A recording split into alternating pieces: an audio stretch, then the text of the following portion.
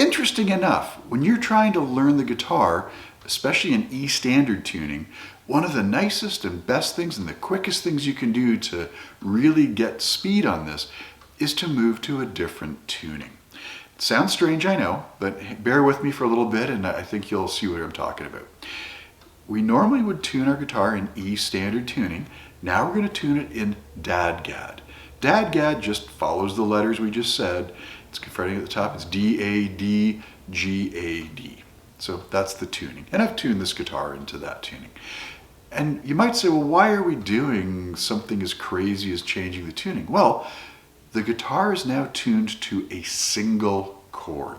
In this case, it's a D sus4.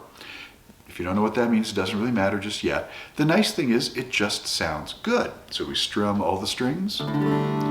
It's very D-like. It's almost completely D-like except for one weird string, the G string, okay? And that alone is enough to give it sort of a unique flavor. So you might say to yourself, Self, how could we make that sound more D-like? That's a good question. Well, since I know that's a D string, the second fret is just going to be an A. Now all the strings are just D's and A's. Well, it's a D power chord. Pretty simple, right? And so we've just made a very neat sort of observation. We're playing one note, at least one fretted note, power chord, and it's sounding great.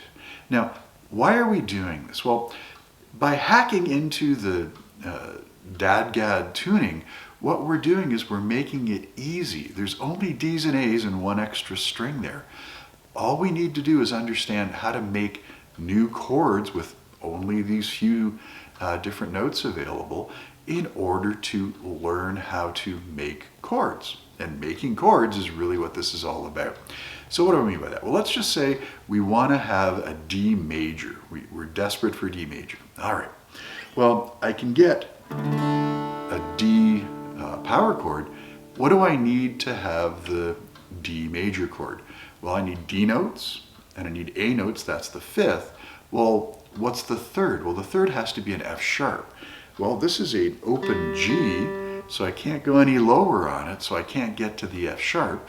So if I make that an A note, I've now done everything I can to make it D, and now on one of the other strings, I have to find an F sharp. Well, F sharps are going to be easiest to find with respect to Ds because it's not going to be far away from all the open strings. So the bottom string, that's a D. If I fret it on the second fret, that's an E, F, F sharp. Okay. But that is up an octave. Where's another D string? Well, I've got another D string right here. So D, E, F, F sharp. There's a D major chord. If I'd like it to sound a little more major, I could hit another F sharp on the very high string. Might be a little too bright. I can take it off.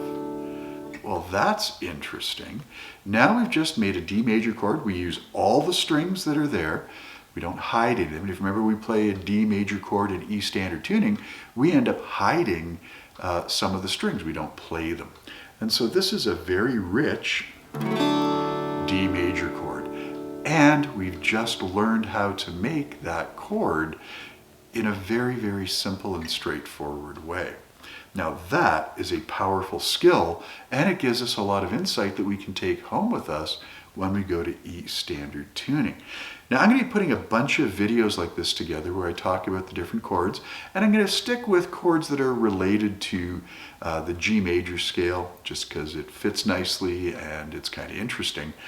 But we're getting the idea. We're suddenly starting to shape our understanding of the guitar and music in a simpler tuning with a lot more opportunity to explore different things because there's just not that many open strings that we have to worry about that are different than D's or A's.